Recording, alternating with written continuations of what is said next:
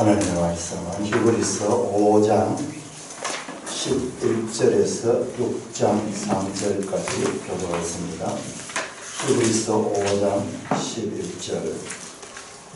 멜기세덱에 관하여는 우리가 할 말이 많으나 너희가 듣는 것이 둔함으로 설명하기 어려우니라. 때가 오래되었으므로 너희가 마땅히 선생이 되었을 터인데 너희가 다시 하나님의 말씀을 듣고 대하여 누구에게서 가르침을 받아야 가르쳐지니 가난한 음식은 못 먹고 젖이나 먹어야 할 자가 되었도다. 이는 젖을 먹는 자마다 어린아이니 의의 말씀을 경험하지 못한 자요. 가난한 음식은 장성한 자의 것이니 그들은 지각을 사용함으로 연단을 받아 사장을 분별하는 자들이니라. 그러므로 우리가 그리스도의 도의 초보를 버리고 죽은 행실을 회개함과 하나님께 대한 신앙과 세대들과 안수와 중자의 부활과 영원한 심판에 관한 교훈의 터를 다시 닫지 말고 완전한 대로 나아갈지니라. 같이 하나님께서 가르치는 우리가 있음을 바라라.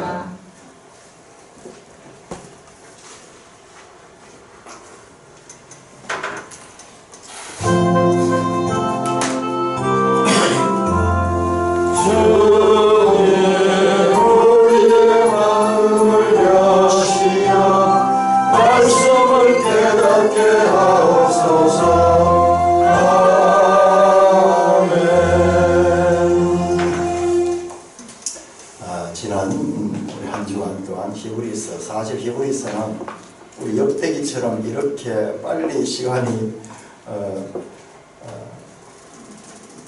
이 분량을 가지고 하루씩 하기는 사실상 내용이 너무 깊은 내용입니다. 구약 성경과 신약 성경은 사실상은 좀 시간 배정을 다르게 해야 돼요. 제가 해보니까는 구약 성경이 1이라고 하면 신약 성경 한 3배 정도 준비를 해야 돼요. 그래서 여러분들이 이 구약의 기초가 잘 되어 있으면 신약 성경을 이해하는데 나중에 엄청난 도움을 받게 됩니다. 그래서 신약과 구약은 서로 이렇게 유기적으로 연관되어 있다. 특별히 히브리서는 이제 다음 주에 그게 더 분명하게 제시될 거예요. 구약과 신약의 관계에 대해서 더 분명하게 제시될 거예요. 히브리서가 어려운 이유 가운데 뭐 여러 가지 이유가 있겠지만 그 가운데 특별히 이 히브리서를 왜 썼는가에 대한 이유를 모르니까 더 어려운 거예요.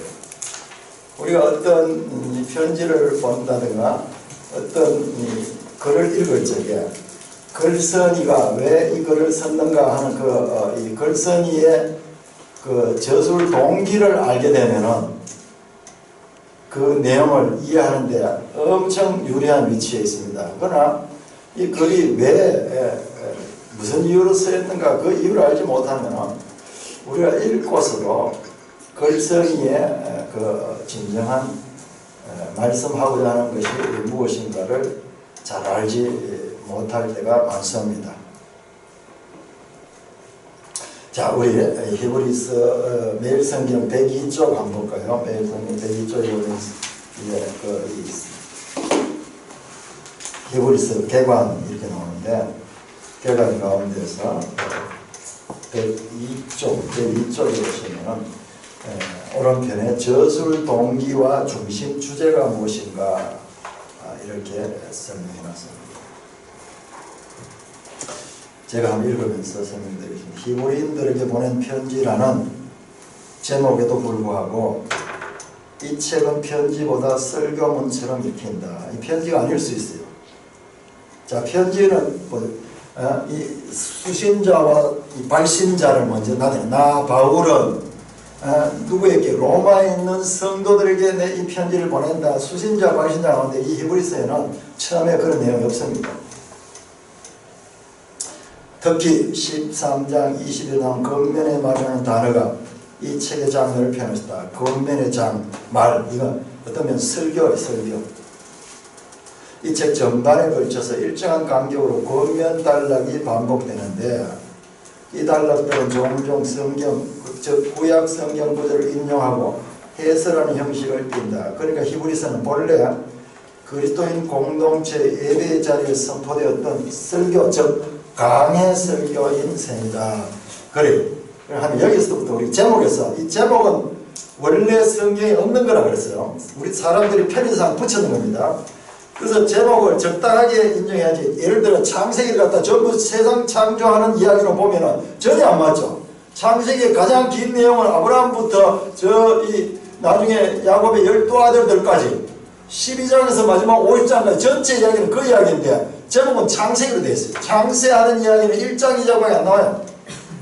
그러니까 제목은 편의상 또 그리고 전체 내용을 담고 있지 못하다 하는 것을 늘 생각해야 돼요. 민수기는 제목이 그 백성들의 수를 센다고 민수기거든요. 영어 성경은 numbers. 근데 민수기 안에 수 세는 이야기 말고 수 세는 이야기 나오지만 많은 이야기 나오죠. 제목은 편의상 붙여진 것이다. 제목에 절대적으로 묶이게 되면은 편리하라고 준 그 제목 때문에 이 성경을 또 이해하는데 지장을 받을 수도 있습니다. 자, 그래서 강의 설교다 이것은, 그러니까 설교는 그냥 편집글하고 또 좀 차원이 다르죠.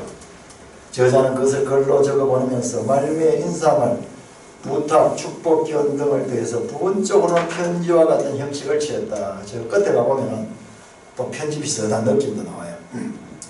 자, 그래서 히브리서를 일러라면 책 전반에 걸쳐 비슷한 내용의 명령법 문장들이 반복된 것을 나타난다.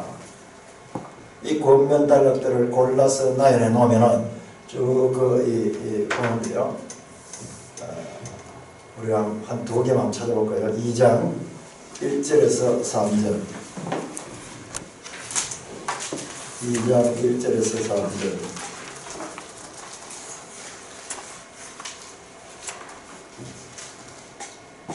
같이 읽습니다. 시작. 그러므로 우리는 들은 것을 더욱 인정하도록 우리가 흘러 내려가지 않도록 하니 마땅하니 천사들을 통하여 하신 말씀을 경고하게 되어 모든 범죄하며 순종하지 않는 공정한 보응을 받았다.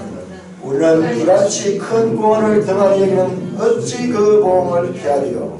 이 구원은 처음에 주로 말씀하신 거예요. 들은 자들이 우리에게 확증하는 하나님의 표적들과 기사들과 여러가지 능력과 입자의 뜻을 따라 성령이 나누어 주신 것으로서 그들과 함께 정언하셨느니라. 권면한 내용들이 나옵니다. 4장 1절을 한번 봐요. 4장 1절.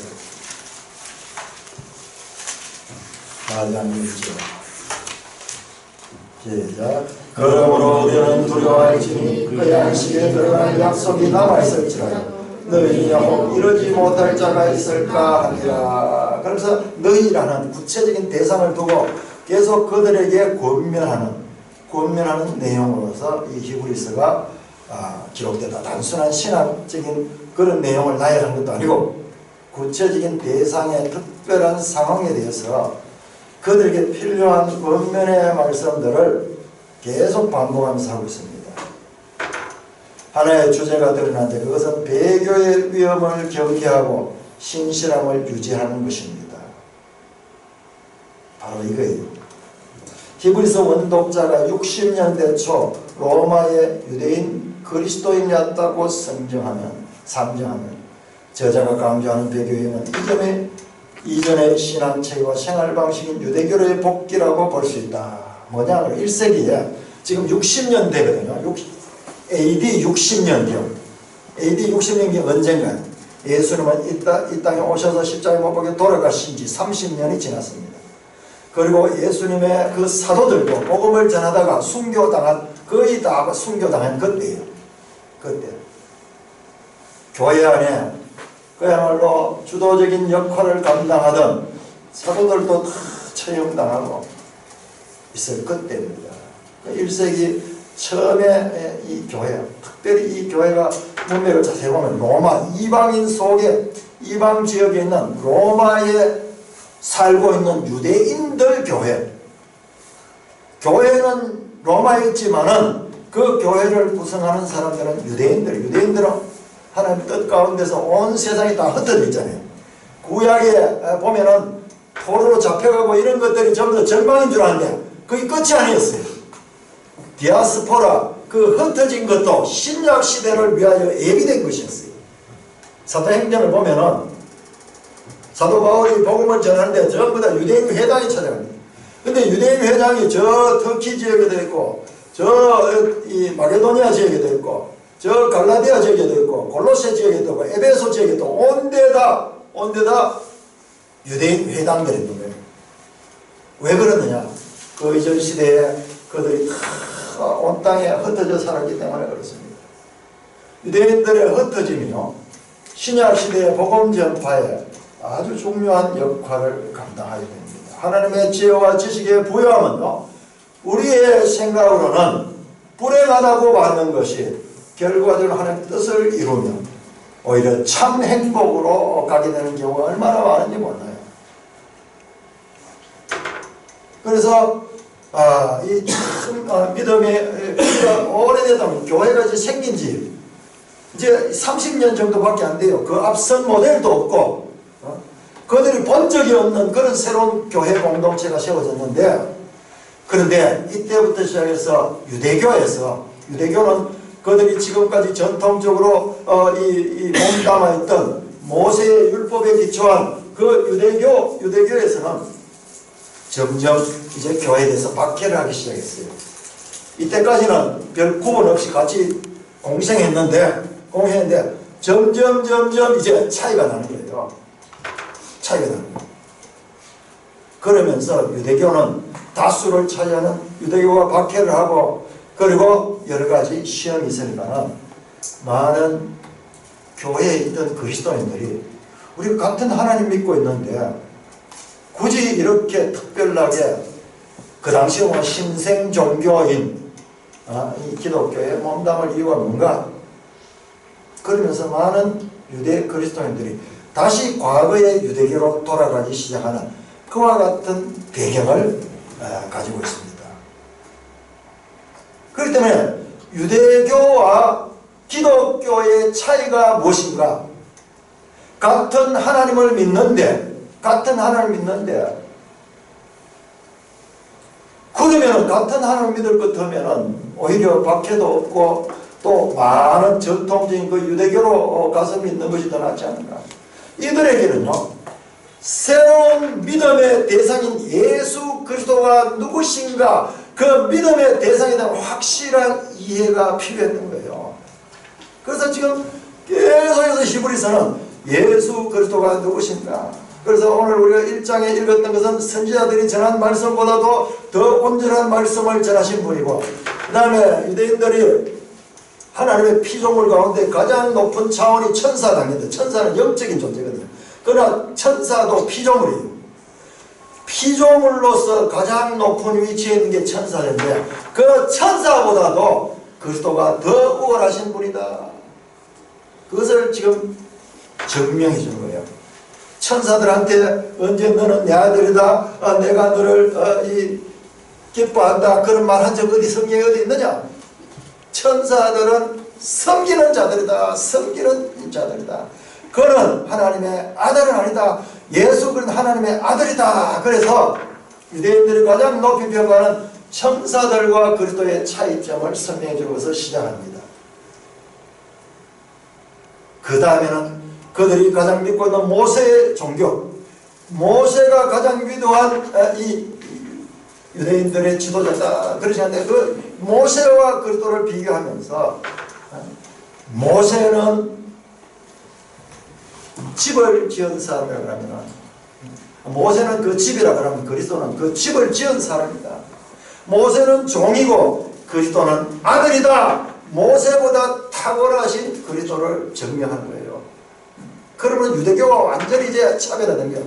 나중에는 이제 아론, 제사장직을 맡은 그 아론의 제사직보다도 그리스도는 더 온전한 제사장이다. 그리스도는 멜기세덱의 반차를 따른다. 멜기세덱은 누굽니까? 창세기 14장에 아브라함 시대에 나온 거예요. 모세는 언제입니까? 아브라함 때부터 한 500년 후의 사람이에요. 그러니까 모세나 아론보다 더 거듭적인 멜기세덱의 제사장직을 따라서 그리스도는 제사장의 역할을 감당한다. 이러면서 계속 그들이 알고 있는 과거 역사를 통해서 그 역사적인 인물들이나 또는 역사적인 그와 같은 사건들과 그리스도를 비교하면서 그리스도가 누구신가? 그리스도가 우리가 온전히 믿어야 될 메시아이심을 계속 설명해 나가는 내용이 히브리서입니다. 유대교와 기독교는 이렇게 다르다, 이렇게 다르다, 확실하게 다르다. 그러므로 우리가 처음 믿었던 그 믿음을 놓치지 말아야 되고 끊임없이 계속 성장하고 성수해야 된다. 그 이야기가 오늘 방금 있거든요. 그런데 문제는 뭐냐? 이들이 성경을 잘 모르는 거예요. 자, 그래서 유대교의 복귀라고 볼 수 있다. 학자들에 따라서는 원시 영지주의나 헬라주의 철학에 기반한 이단적 교리가 문제였다고 지적하기도 하지만 이것은 소수 의견이에요. 로마의 유대 그리스도인들의 신앙을 위협한 상황이 무엇이든지 히브리서의 저술 동기는 기독교 신앙을 저버리지 말고 신실하게 믿고 살아가는 권면이다. 히브리서 이름 자체가 히브리인들에게 보낸 편지가 유대인들의 가장 그들이 빠지기 쉬운 것은 유대교, 전통적인 유대교입니다. 이제 새로운 시대가 왔는데 그 유대교에서 이제 그리스도를 믿는 신앙으로 살라는 그 권면. 신실한 사람은 참된 기독교 신앙의 이해 위에서만 가능하다. 그런데 기독교 신앙은 그냥 믿기만 한다고 되는 것이 아니라 이것을 계속 알아가면서 살아갈 적에 우리가 그 삶을 살아갈 수 있는 거예요. 그래서 계속 이해를 해야 돼요. 공부를 해야 되는 거예요. 우리 기독교는 공부하는 시간이 공부하는 시간. 무엇을 공부하냐? 교과서는 66권 성경이에요. 폼이 아니에요. 그냥 이게 어떤 하나의 이 우상적인 그런 것이 아니고 이 안에 있는 내용들을 이해할 적에 우리가 그 삶을 살아갈 수 있는 그와 같은 우리의 존재에 관한 이야기지 관념이나 단순한 이론의 종교가 아닙니다. 그래서 저자는 그리스도를 통한 하나님의 구속사역이 절대적이고 보편적이며 영구하다는 사실을 자세히 거듭해서 설명한다. 이거 깨닫기가 쉽지 않은 거예요. 그래서 자세하게 계속 예를 들면서 거듭해서 점진적으로 설명합니다. 이 과정에서 예수 그리스도의 우월성과 대제사장직 직분이 부각된다. 바로 예수 그리스도가 누군가? 예수 그리스도는 너희 조상들과 그리고 지금 주위에 있는 유대교인들이 믿는 그 구약적인 그 믿음이 더 발전해서 그 구약이 가리키던 그 메시아다. 그 메시아다. 지금은 과거의 시대가 아니고 이제 이 마지막 때 예수가 약속하신 메시아가 오신 이때는 이제 우리의 믿음은 예수를 통해서 이어져야 된다라는 것을 설명합니다. 이 과정에서 예수 그리스도의 우월성과 대제사장직의 직분이 부각된다. 탁월한 그리스도. 왜 우리가 기독교냐? 왜 기독교냐? 여기에 대한 확실한 이해가 있으면 흔들리지 않은데 유대교나 이교나 별 차이 없이 그저 그렇고 그런 것 같이 이렇게 생각하면은 편한 쪽으로 가게 되잖아요. 편한 쪽으로. 그 과정에서 예수 그리스도에 대한 소개가 자세히 되는 것이 오늘날 우리한테도 엄청나게 그리스도를 이해하는 데 도움을 주는 것입니다. 히브리서에서 예수 그리스도는 온전한 인성과 온전한 신성을 지니신 분으로 그려진다. 예수 그리스도의 신성과 인성. 그분은 단 한 번의 죽음이 생명을 살리는 완전한 효력을 발생시켰다. 죄의 대속을 구약의 희생제사적 언어와 표현으로 담내는 것도 히브리서가 기여한 부분이다. 예수 그리스도를 바로 이해하려고 하면 구약의 제사제도를 알아야 돼요. 그래서 구약의 제사제도에 대한 이야기가 그렇게 많이 있었던 것은 그 제사 제도가 목적이 아니고 마침내 그 제도를 통해서 오신 그리스도의 사역을 이해하는 그와 같은 기초 지식으로서 그 구약의 제사 제도가 이용된 겁니다. 103쪽 오른쪽 위에 첫째 줄 신자들이 천상의 성소로 나아가게 된 근거는 그리스도께서 먼저 그곳으로 가는 길을 내셨기 때문이다. 자, 천상의 성소. 자, 이 땅의 성소이죠. 이 땅에 계속 성소이죠. 그리스도는 지금 하늘 성소에 계신다. 우리의 시야를 저 하늘로 이끌어갑니다. 이 땅에 모세 시대에 지었던 성전, 그 성막, 그리고 솔로몬 시대에 지었던 그 성전, 이 모든 것들은요 하늘의 성전의 모형이었다 하는 것이 나중에 다 드러납니다. 다 드러납니다. 히브리서는 우리의 눈을 이 땅에서요 저 하늘 성소로까지 이끌어가니까는 우리가 준비가 안 돼 있으니까는 당황스럽죠. 그러나 우리가 준비가 되고 이 말씀을 깨닫게 되면요 우리의 영적인 시야를 저 하늘까지 이끌어 가시는 거예요. 그리스도의 부활보다는 성천을 더 강하게 부각시킨다. 와, 성천하신 그리스도 현재 모자 우편에서 지금도 대제사장직을 수행하시는 이 그리스도의 언약과 새 언약의 관계, 더 나아가 기록된 성경과 예수를 통한 계시의 관계도 잘 드러나겠다. 이제 8장, 9장, 10장 이번 주에 이제 읽는 내용, 이번 주에 내용 가면요 옛 언약과 새 언약의 비교, 그리고 제사 제도와 그리고 그리스도를 믿는 믿음과의 비교를 통해서 예수 그리스도가 누구시며 이 복음서에 나오는 예수님의 사역이 어떤 구속사적인 의미를 가진가를 설명해 주는 거예요. 그냥 단순히 믿는 거 아닙니다. 믿고 난 다음에는 계속 알아가면서 그 믿음의 확실성을 확정하고 다시 확정하며 끊임없이 믿음을 강화시키고 믿음을 성장시키는 것이 이게 우리 성도의 삶인 것을 이와 같은 히브리서를 통해서 우리가 알 수가 있는 것입니다. 자, 5장 한번 돌아가겠습니다.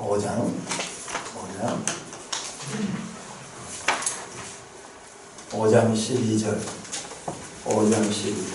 자, 문제는 뭐냐 그러면은 이와 같은 위기 가운데서 배교로 막 가고 있는 이 로마 교회의 이 유대인들 문제가 뭐냐? 그들이 어찌하면 그와 같은 위기에서 온전한 그리스도인으로 성숙된 그리스도인으로 장성한 자로 살아갈 수 있는가? 그것을 지적해주는 내용이 이제 나오는데요. 5장 12절까지 읽습니다. 시작. 때가 오래되었으므로 너희가 마땅히 선생이 되어야 되는데 너희가 다시 하나님의 말씀의 초보에 대하여 누구에게 가르침을 받아야 할 처지 단단한 음식은 못 먹고 젖이나 먹어야 할 자가 되었다. 6장 1절 보세요. 그러므로 우리가 그리스도의 도의 초보를 버리고 문제는 뭐냐 그러면 하나님 말씀의 초보 그리고 하나님 말씀은 그리스도의 도입니다. 그리스도의 이 도의 초보 여기에 머물러 있는 거예요. 어떤 자는 그 초보도 안 되는 거예요. 기본기가 안 되는 거예요. 6장 1절에 또 그리스도의 도를 초보를 버리고 가는 말은 초보를 버리라는 말이 아니고 거기에 머물러 있지 말고 계속 성장해 나가야 된다. 그런 뜻입니다. 성도들은 계속적으로 신앙적인 성장이 있어야 합니다.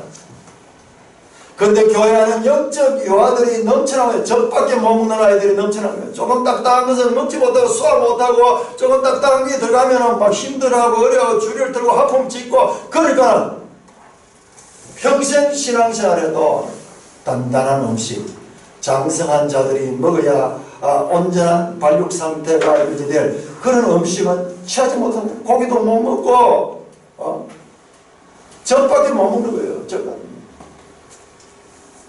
오늘날 교회도 마찬가지인 것 같아요. 이 당시 1세기에도 그런 면이 있었던 것 같아요. 이들이 계속 예수 그리스도 안에서 성장해 나가는데 그들이 초보 단계에 머물러 있으니까 그 초보 단계에 머물러 있는 것이나 저 유대교에 있는 것이나 별 차이 없어요. 그러니까 그쪽으로 가는 거예요. 오늘 이단 교회가 얼마나 극성을 열심히 전도하고 극성을 떨고 있습니까? 그 많은 사람들이 그걸 넘어가는 거예요. 왜? 교회 안에 있는 것이 그 이단의 가르침보다 수준이 더 낮으니까는 그렇게 넘어가는 거예요. 넘어가는 거예요. 교회가 제대로 하나님의 말씀을 가르치며 성도들을 양육하고 성도들에게 말씀의 깊은 것들을 가르치게 되면 이단들의 가르침이 얼마나 유치하고 그야말로 말이 안 되는지를 분별할 수 있을 텐데 그게 안 되니까는 젖밖에 못 먹는 자들이 있으니까는 그들이 그리로 넘어가는 거예요. 거기 가서 뭐 빠져다가 야 이런 세계가 있었나, 성경에 이런 말씀이 있었나, 늘 성경하는 그런 것밖에 없었는데 거기 가서 비로소 그런 감탄을 하는 걸 보면요, 우리 기성교회의 책임이 얼마나 많은지 몰라요.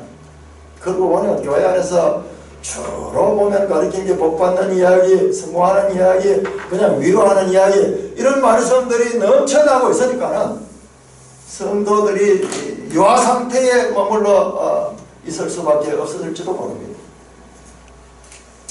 5장 11절로 멜기세덱에 관하여 우리가 할 말이 많으나 너희가 듣는 것이 두려우면 설명하기 어렵다. 지금 이 히브리서 기자가요, 이 예수 그리스도는 멜기세덱의 반차를 쫓는다 이랬는데 그러면 이게 무슨 뜻인가를 알아야 되는데 멜기세덱이 뭔지를 모르니까는 더 이상 진도를 나가지 못하는 거예요. 멜기세덱은 창세기 14장에 나오는 아브라함에게 축복한 제사장이요. 이제 계속 멜기세덱에 대한 소개가 나오는데요. 오늘은 이 내용을 가지고 말씀드릴 수 있는 그런 시간이 없고요. 잠깐 조금 어려운 이야기, 예를 들어 가지고 모세 이전의 이야기만 가도 이들이 이해하지 못하는 거예요. 그러니 더 이상 말씀을 전할 수가 없다는 것입니다. 듣는 자의 수준과 반응은 전하는 자에게 깊이 있는 말씀을 전할 수 있는 계기를 만듭니다. 듣는 자들이요, 그 반응이 오고 어려운 이야기를 해도 계속 알아듣고 깨달아가고 성장해가면요, 계속 전하는 자는요, 자극을 받아가지고 점점 더 깊은 내용을 전합니다.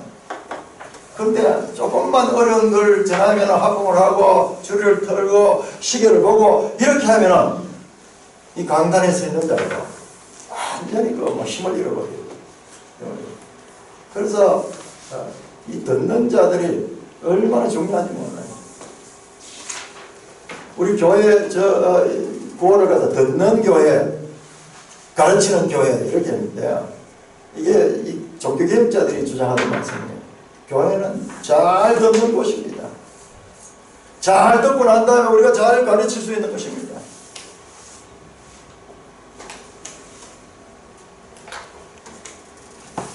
전하는 자와 듣는 자는 상호적인 유기적인 관계를 가지고 서로 발전적으로 이게 서로 화합이 되면은 계속 발전하는 거고, 그렇지 않으면은 이 삐걱거리게 되고 전하는 자도 말씀을 낮춰가지고 늘 같은 이야기밖에 할 수 없습니다. 보통 한 성경책을 공부하다 다른 책으로 넘어가면요, 저는 엄청난 준비를 해야 됩니다. 역대상 한 달 동안 역대상 했잖아요. 그 있다가 이제 히브리서로 넘어가게 되면요, 이 과정에 이 터닝 하는데 여기에 엄청난 에너지가 들어요. 완전히 그 모드에 그 안에 들어있다가 이제 히브리서 특별히 이 히브리서로 들어오게 되면요, 엄청난 힘이 듭니다. 또 1장에 들어가기 전에 배경이라든지 이런 것들을 연구해야 될 게 얼마나 많은지 몰라요. 특별히 히브리서는 신약 성경 중에서도 어려운 책으로 정평이 나 있습니다. 근데 오늘 저는 히브리서 다른 내용보다도 히브리서를 연구하면서요, 우리 역대기의 주제와 연결되는 점을 발견했고, 그것을 통하여서 또한 히브리서가 어떻게 전개되는가도 발견하는 그 내용을 전하고자 합니다. 자, 우리가 지난번 역대상을 공부하면서요, 역대상은 수많은 사람들이 이름들이 등장하고 사건과 여러 가지 내용들이 있는데 그 핵심 주제가 성전이라는 주제를 제가 말씀을 드렸습니다. 여러분 혹시 지난 주간에 설교 제목이 뭔지 누가 혹시 아시는 분 있습니까? 지난 주간에 설교제목 하나님의 집. 그렇습니다. 하나님의 집입니다. 오늘 설교 제목 보세요. 그리스도의 집이라. 은혜가 전혀 다른 책인데 어떻게 이렇게 제가 이걸 또 하다 보니까 제가 깜짝 놀랐어요. 자, 다시 한번 역대기 한번 전해봅니다. 자, 우리 그 여행자를 다 기록하니까요. 저 기록은 IQ 200보다도 훨씬 나았습니다. 합시다. 자, 역대기 다시 한번 우리가 생각하면서 한번 정리합니다. 자, 1장에서 9장까지가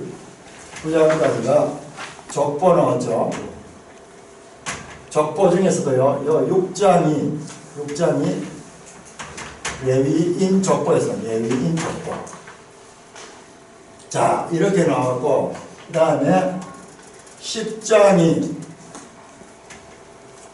예루살렘을 정복하네. 예루살렘.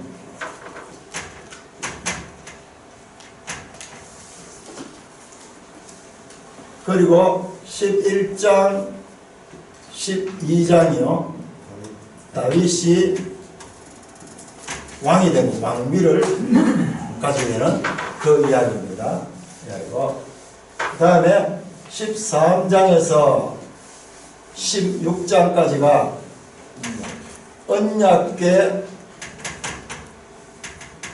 언약궤를 저 들판에 있던 언약궤를 예루살렘으로 옮기는 언약궤 이전 이야기입니다. 그 다음에 17장은 유명한 다윗 언약입니다. 자, 18장에서 20장까지가요 전쟁 이야기입니다. 전쟁에서 특별히 전리품 이야기 나와요. 전리품. 전쟁에서 승리한 자는 전리품을 가는데 이 전리품이 뭐냐? 이 전리품이 나중에 성전 짓는데 엄청난 놋과 금과 은과 이런 것들을 가져오게 됩니다. 자, 21장은요. 21장은 이게 인구조사입니다. 인구조사. 그런데 21장이 끝나면요. 인구조사에서 성전 터를 사는 내용, 성전 터를 사는 내용. 오르난의 타작마당이 성전 터가 되고, 그 다음에 22장에서 성전 준비가, 성전 건설 준비, 성전 터가 마련되고, 22장에서 성전 건설을 위해서 여러 가지 이제 헌물들을 바치는 그런 내용들입니다. 그 다음에 23장에서 27장까지가 또 사람 이름이 나와요. 특별히 23장에서 26장까지가 레위인 명단이에요. 레위인. 자, 그러니까 레위인이 아주 중요합니다. 레위인 명단. 27장은 다윗의 관리 명단, 관리들 명단이 나옵니다. 자, 그리고 마지막으로 28장에서 29장까지가 여기가 다시 성전 건설 준비예요.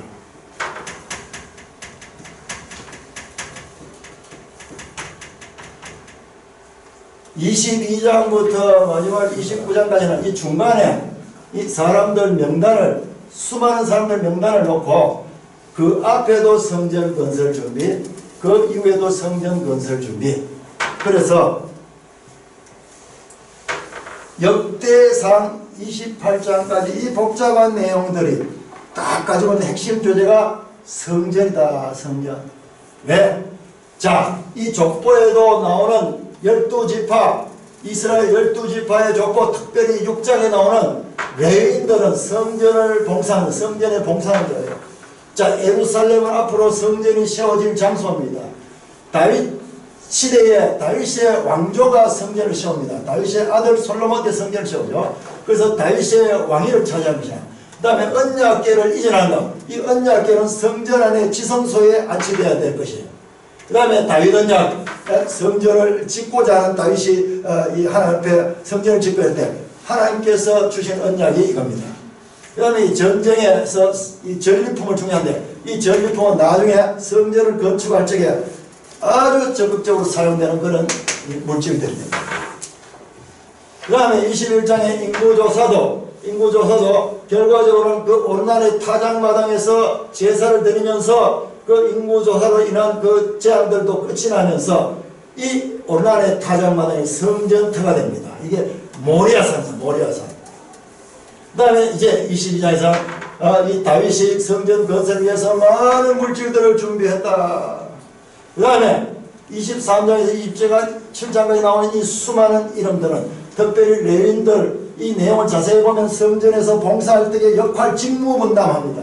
그 다음에 제사장 하는 사람들 이름이 나오고, 그 다음에 그 안에 문지기들, 그 안에서 찬송하는 자들, 그 안에서 이 창고를 관리하는 자들, 자세하게 여기에 레위인들은 전부 성전과 관련됩니다. 이 관리들은 이 같은 레위인들이 성전을 봉사할 수 있도록 그와 같이 보호해주고 추진할 수 있는 정부의 그와 같은 관리들입니다. 다시 성전 건설 준비.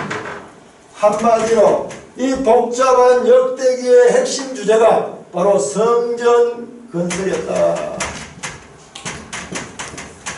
이런 결론을 빼내는 건요, 이게 그냥 볼 수 있는 게 아니에요. 그야말로 우리가 마음을 다하고 뜻을 다하고 성품을 다했는데 이게 발견되는 거예요. 이게 성경입니다. 이게 성경입니다.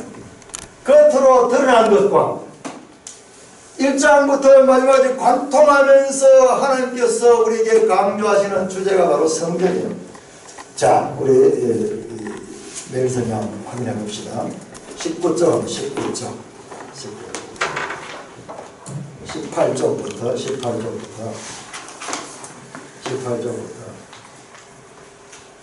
18쪽 오른편 아래에 이 성전 신학되어 있죠. 다윗과 솔로몬 시대에 대한 역대기 저자의 주된 관심은 성전 건설이다. 다윗의 전쟁은 성전 건설에 대한 재료를 준비하는 것이고, 인구조사는 예루살렘 성전 부지를 준비하시고, 쭉 이야기하세요. 19쪽 넘어서 둘째 절, 솔로몬 이야기의 핵심은 다윗이 당한 성전을 건설한다. 이렇게 역대기가 성전 신학을 강조한 것은 역대기를 쓴 시대와 연결된다. 역대기의 주제가 성전 건설에 관한 그와 같은 메시지다. 우리가 성경을 제대로 읽으면요, 이 해설자의 내용과 똑같은 걸 발견하게 되는 거예요. 그런데 이런 사건들을 아는데 이 사건들 속에 흐르고 있는 이 핵심 메시지를 우리가 발견하지 못하면 아직까지 성경을 제대로 이해하지 못하는 거예요.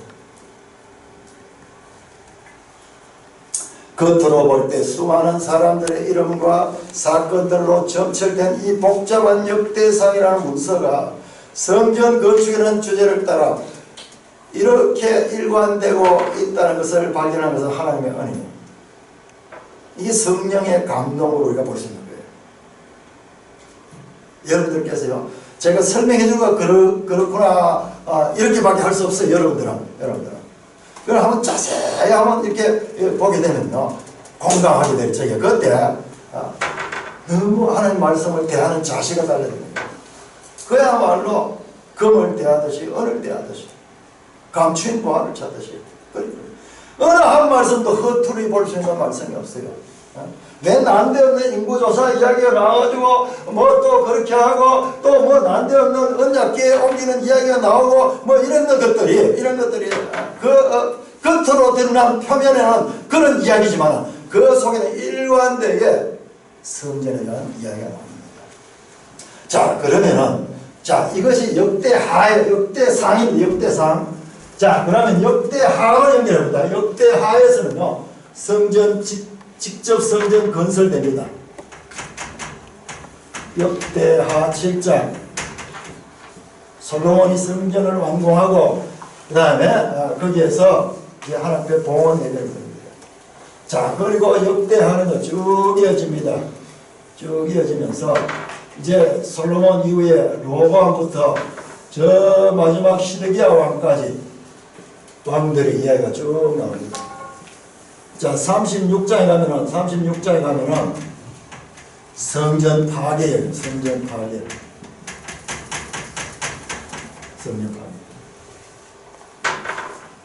이렇게 해서 만들어진 성전이 마침내 BC 몇 년? 586년에 파괴되는 이야기가 나옵니다. 이게 역대하 마지막이에요. 마지막 장이고. 그런데 마지막의 마지막은 성전이 파괴되고 포로로 잡혀가고 다시 포로로 잡혀갔던 자들이 돌아와서 성전을 재건하라는 고레스 칙령으로서 역대하가 끝이 납니다. 다시 우리 한번 찾아봅시다. 역대하 36장.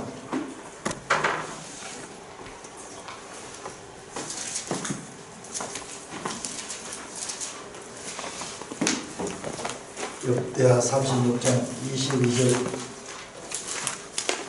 23절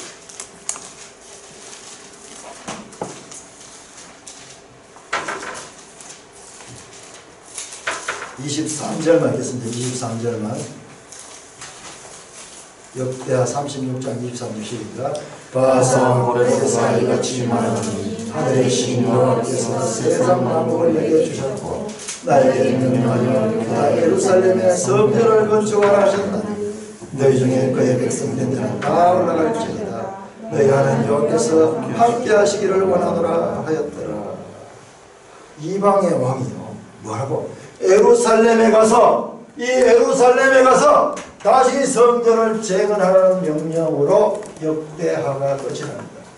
자, 역대기가 구약성경의 마지막 책이라고 그랬죠.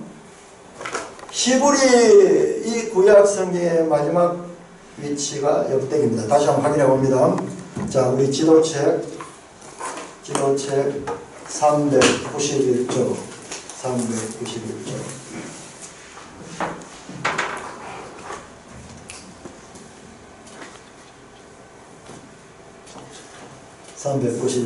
자, 구약 히브리어 정령. 지금 유대인들의 성경은 이렇게 순서가 이렇게 되어 있어요. 쭉 이렇게 되면 제일 끝에 보세요. 그날들의 기록되어 있죠. 그날들의 기록. 그 오른편에 보세요. 한글 성경상 이름 역대상 역대하예요. 역대상 역대. 구약 성경 마지막 책은 마지막 책도 다시 성전을 건설하라, 재건하라, 다시 건설하라. 이렇게 성전이 역대상의 핵심 메시지다.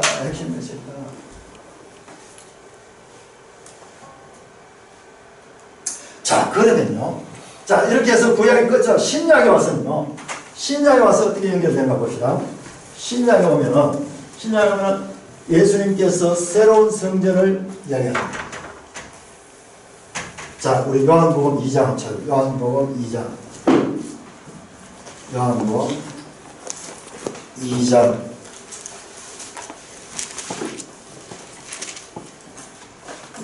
2장 21절.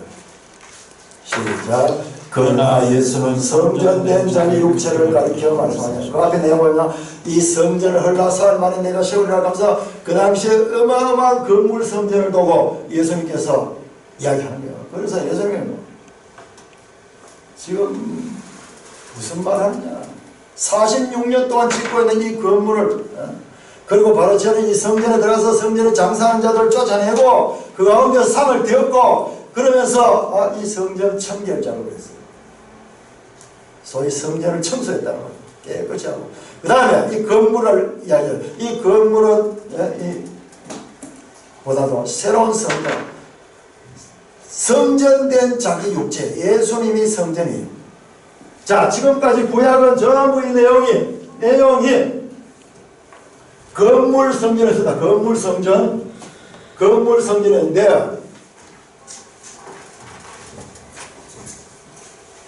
자, 구약의 이 모든 것은 건물입니다. 건물. 물리적 그런 건물입니다. 근데 신약에 와서 예수님이 말씀한 예수님이 성전, 예수님 개념이 완전히 지금 딴 개념을 지금 말씀하십니다. 자, 그 다음에 고린도전서 3장 16절. 자, 새 성전, 첫 번째 새 성전은 예수 그리스도고, 이제 두 번째 새 성전이 나온대요. 두 번째 새 성전이 나오는데, 자, 고린도전서 3장 16절, 16절. 같이 읽습니다. 시작. 너희는 너희가 하나님의 성전인 것과 하나님의 성령이 너희 안에 계시는 것을 알지 못하느냐. 너희는 하나님의 성전인 것을 알지 못하느냐. 여러분들 아십니까? 여러분들 하나님의 성전이요. 고린도 교회는 몰랐는 거예요. 너희가 하나님의 성전이다. 첫째 새 성전은 예수 그리스도고, 그 예수 그리스도는 교회를 세웠는데 그 교회는 새로운 성전이에요. 교회. 자, 그 다음에 참 성전을 마침내 궁극적으로 도달하는 참 성전은 참 성전. 자, 요한계시록 21장. 요한계시록 21장.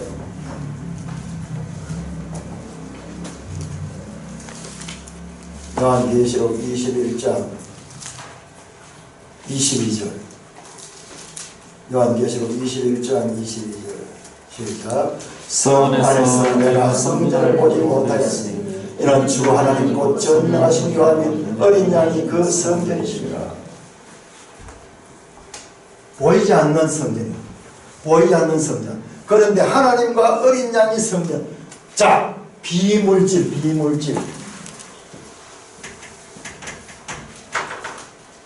자, 구약에서 줄기차게 이어져던 그 건물 성전 개념을 신약에 들어오면서 변태됩니다. 변태, 이게 생물학적인 용어인데요. 유충의 상태로 있다, 번데기의 상태로 있던 것이 일정 기간 되면 갑자기 변하는데 어떻게 하냐? 날개가 달려서 하늘을 나는 차원으로 변태합니다. 급격한 변화입니다. 계속 그 상태에서 땅속에서 성장하는 단계가 아니고 이것이 계속 진행되다가 때가 되면은 날개가 달려서 하늘을 나는 것과 같은 변태가 일어납니다. 건물 성전 개념의 변태가 성경 속에서 증가합니다. 예수 그리스도를 통해서 그리고 인격으로 성전이 바뀌게 되면서 그 다음에 보이지 않는 비물질 성전으로 나타나게 됩니다. 자, 이것이 성경 전체를 통하는 성전 사상의 궁극적인 목적이에요. 성전 사상이 눈에 보이는 건물 성전에서 구약이 이렇게 많이 하다가 신약에 와서는 이런 식으로 변하면서 마침내 새 예루살렘의 성전을 제시합니다. 자, 히브리서 3장을 다시 한번 히브리서 3장. 자, 지금 히브리서는 어느 상태냐? 지금 아직 여기까지 간 게 아니고 지금 이제 교회죠. 교회 주는 말입니다. 교회 주는 말. 지금 이 구약시대는 이렇게 끝나고 그 다음에 신약시대 예수님 시대 끝나고 예수님께서 오셔서 교회를 세웠습니다. 이 교회에 주는 말씀, 이 교회에 주는 말씀을 우리 주로 고린도전서를 통해 가지고 또는 고린도후서를 통해 가지고 너희가 하나님의 성전인가 이것을 알지 못했냐 그렇게 배웠는데 그렇게 배웠는데 저도 오늘 새로 발견했어요. 자, 3장 2절에서 6절까지 3장 2절에서 6절까지 교독하겠습니다. 히브리서 3장 2절. 그는 자기를 세우신 이에게 신실하기를 모세가 하나님의 온 집에서 한 것과 같이 하셨으니 그는 모세보다 더욱 영광을 받으려는 것이 마치 집주인으로 그 집보다 더욱 존경하였다. 집마다 지연이가 있으니 만물을 지으신 이는 하나님이시라. 또한 모세는 전에 말한 것을 전하기 위하여 하나님의 온 집에서 종으로서 쓰셔야죠. 같이 그리스도는 하나님의 집을 맡은 아들로서 그와 같이 하셨으니 우리가 소망의 확신과 자랑을 끝까지 굳게 달 수 있는 우리는 그의 집이라. 우리가 그의 집이래. 우리가 그의 집. 자, 제가 여러분들 지난번에 역대기를 하면서 여기에 성전이라는 단어가 성전이 아니고 실제로는 집이다. 그래 베이트라 그래. 베이트. 하칼 그런다. 성전은. 성전의 이름이 따로 있어요. 그런데 우리가 번역하면서 하나님의 집이라 그러니까는 그 집이 결국 성전을 하나님 계시는 곳이기 때문에 의역했는 거예요. 그걸 그대로 문자적으로 하면 집입니다. 그러면은 히브리서와 바로 연결돼요. 바로 연결돼요. 그런데 이건 성전으로 보고 여기는 집으로 바꾸니까 이게 잘 연결이 안 되는데 지금 히브리서에서 집 이야기가 계속 나옵니다. 이 집 이야기는요. 이 집 이야기는 바로 여기에서 역대기의 이 건물, 그 집과 그리고 교회 시대의 집이 만납니다. 집이라는 면에서 만납니다. 그런데 이 집은요, 집은 히브리서에서 멈춰 있지 않고 집은 다시 마음으로 연결됩니다. 마음. 그리고 이 마음은 다시 어떻게 연결되냐? 믿음으로 연결되고요. 믿음. 이 믿음은 마침내 안식으로 또 연결됩니다. 자, 히브리서 우리 3장 2절, 3절, 4절, 5절, 6절 계속 집 나오죠. 집. 그 다음에 8절, 3장 8절, 3장 8절.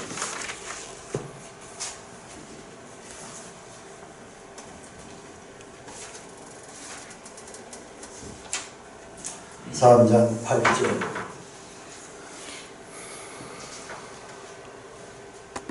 광야에서 시험한 날을 거역한 같이 너희 그의 음성을 듣거든. 광야에서 시험 날을 거역한 같이 3절이며 마음을 완고하지 말라. 그 다음에 10절 8절에 마음을 완고하지 말라. 9절 10절 그러므로 이 시대에 이르기를 너희 항상 마음이 미혹되어 내 길을 알지 못한다. 마음. 그 다음에 12절 믿지 않는 악한 마음.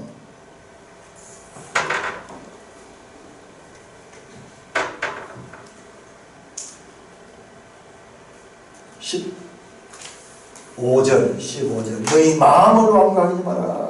마음이라는 단어가 계속 나오면서 이 집의 개념, 지금까지는 건물로서 구약에서 쭉 나왔던 것이 이제 신약에서 이렇게 집이라는 내용으로 같이 만나고 그 다음에 그 집으로 머물렀죠. 이 집은 그 다음 단계로 나오는 마음을 가르치기 시작합니다. 마음.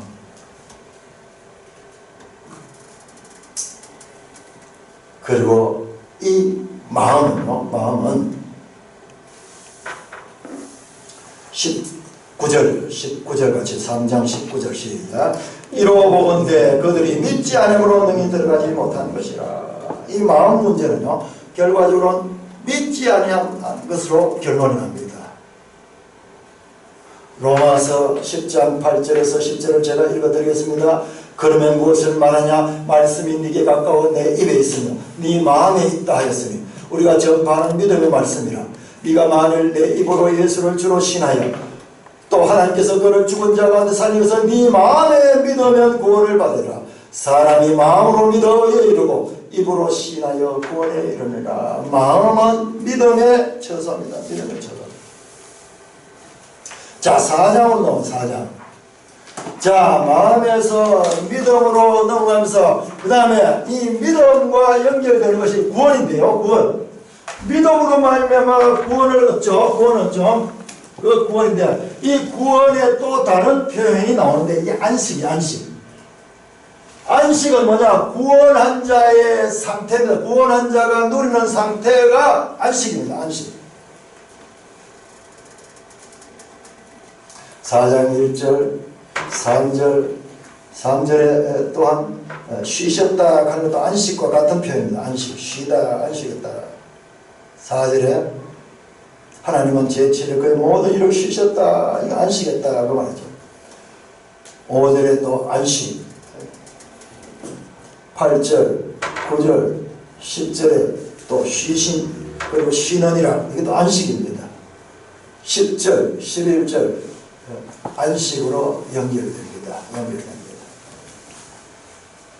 자, 이렇게 구약과 연결성을 가졌던 이 집이 집으로 머물러 있지 않고 이 집표에는요, 집표에는 그 앞으로 더 발전적인 내용을 소개하기 위한 단계로서 집이 나오고, 그 다음에 그 집은 마음으로 가고, 그 마음은 믿음으로 연결되고, 그 믿음은 안식과 연결되면서 계속해서 집의 의미가, 집으로 시작된 의미가 에스컬레이터를 타듯이 계속 발전하고 있습니다.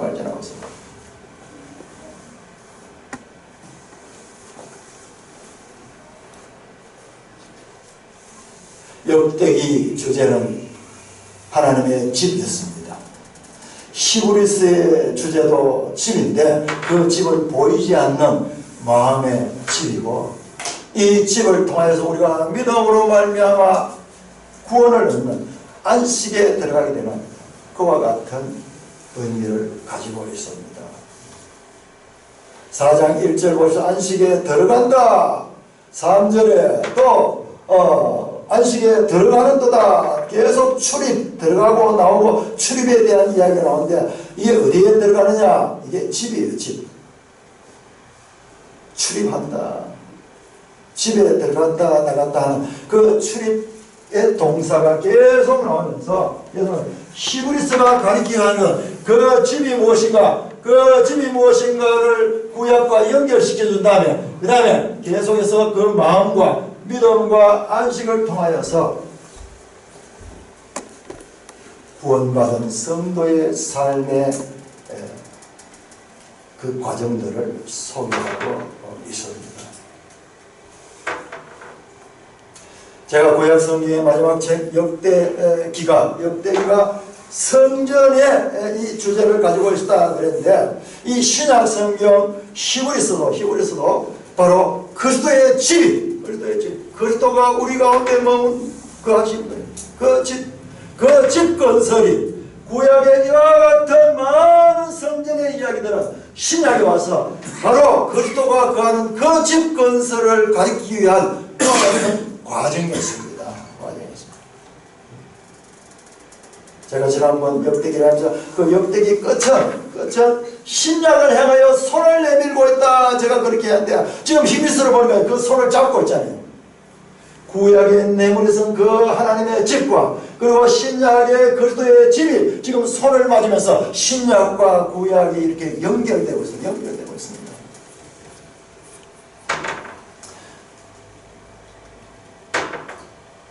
그리스도인은 예수님의 집입니다. 그의 집이다 그렇게 말하잖아요. 그리스도인이라는 말 안에는 예수님을 모시고 있는 자다, 예수님을 주인으로 모시고 있는 자다. 우리가 예수님을 주님이라고 부르는 건요, 주인이라고 말하는 거예요. 주인.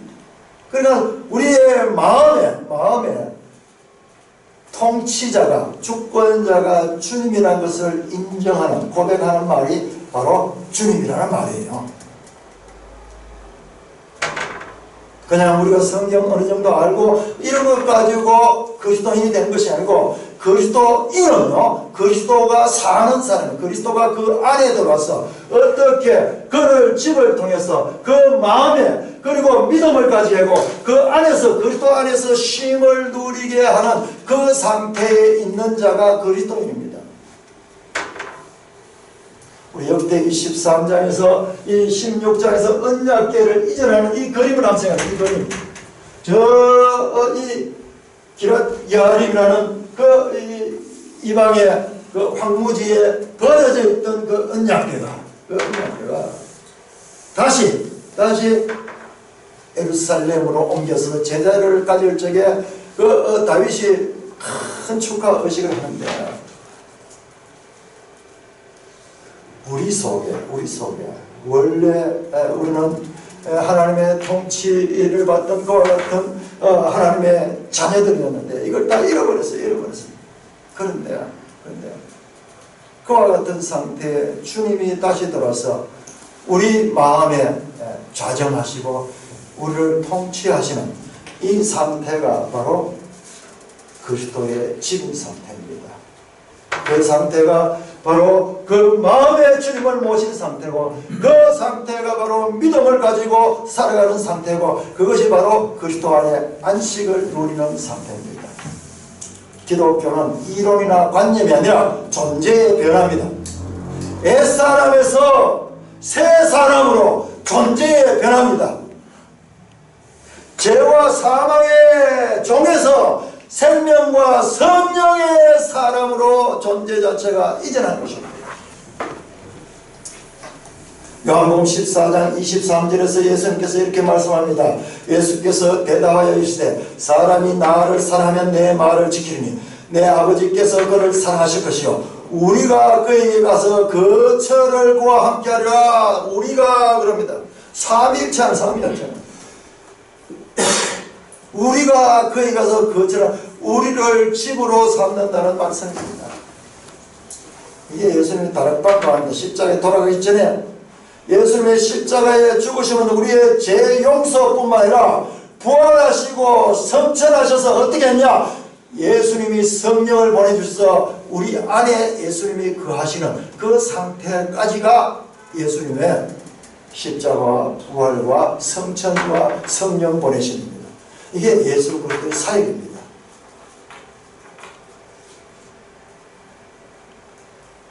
신앙은 피상적인 하나님과의 관계가 아니라 내밀한 주님과의 상호작용이 있는 그와 같은 관계를 살아가는 것이 바로 신앙생활입니다. 내 생각, 내 감정이 이끄는 대로 살아가는 자는 자기가 주인이 된 상태예요. 그건 그리스도의 집이 아니에요. 자기의 집이에요. 신규인의 집이에요. 그러나 우리가 주님을 모시고 살게 되면 그리스도의 집이 되고, 그 그리스도의 집에 이 통치하시는 주님은요, 말씀을 통하여 통치하십니다.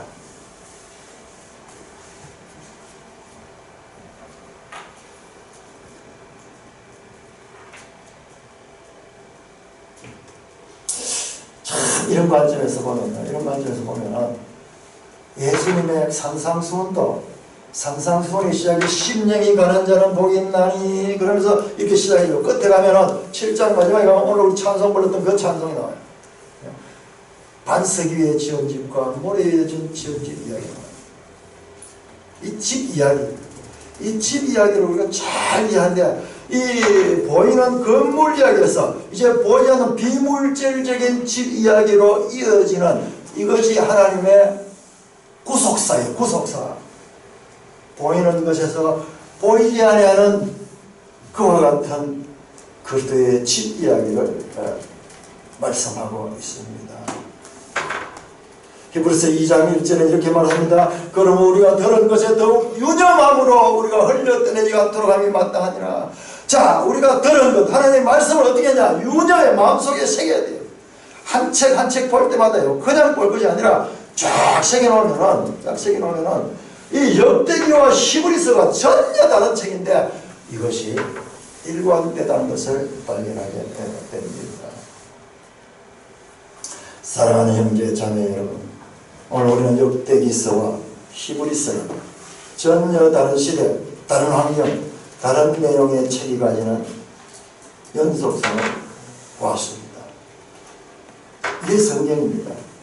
66권의 책이지만요, 이게 하나같이 예수 그리스도께로 연결되면서 그 하나님의 뜻을 계시하고 있는 책입니다.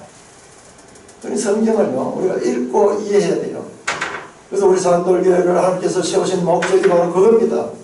이 시대에 하나님의 뜻에 합한 교회를 세우기 위해서 저와 여러분들을 불러주셨고, 우리도 모르는 사이에 이 일을 했는 거예요. 지난 8년, 9년 동안 모이면은 말씀 공부하고, 그러면서 지금 우리가 나눈 것은요, 히브리서에 나왔던 말씀의 초가 아니고 이건 제법 깊은 이야기예요. 제법 깊은 이야기.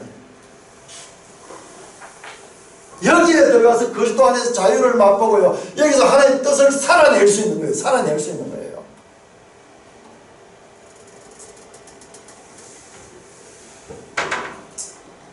히브리서를 오늘날 교회에 적용하면 어떤 특별한 신앙적인 계기를 가지고 예수를 믿기는 믿었는데 그래서 기독교에서 호의적이지만은 그래서 예배도 출석을 하지만은 그러나 그 믿음이 피상적이어서 조금 문제가 생기거나 어려움이 오게 되면은 그 믿음을 버리고 다시 그 문제에 함몰되기 쉬운 이 성도들에게 주시는 말씀입니다. 이 초대 이 히브리서의 그 수신자였던 교회, 아마 로마 교회로 보던 이 학자들이 하는데 그 교회가 가졌던 문제도 바로 그런 것이에요. 오랫동안 신앙생활을 했음에도 불구하고 이제는 남을 가르칠 정도로의 신앙을 깊이를 가져야 됨에도 불구하고 여전히 어린아이 같은 상태에 머물러 있는 발육부진의 상태의 성도들이 교회 안에 있어야 됩니다. 우리 교회는 처음부터 와서 계속 공부하는 거예요. 이게 어떻게 하냐? 초신자 때만 하는 것이 아니고 기초교회만 하는 것이고 믿음의 깊은 내용까지 우리가 일생 추구해도 다 추구하지 못한 그 내용들을 계속해서 우리가 배우고 삶을 통하여 살아가게 되는 것입니다.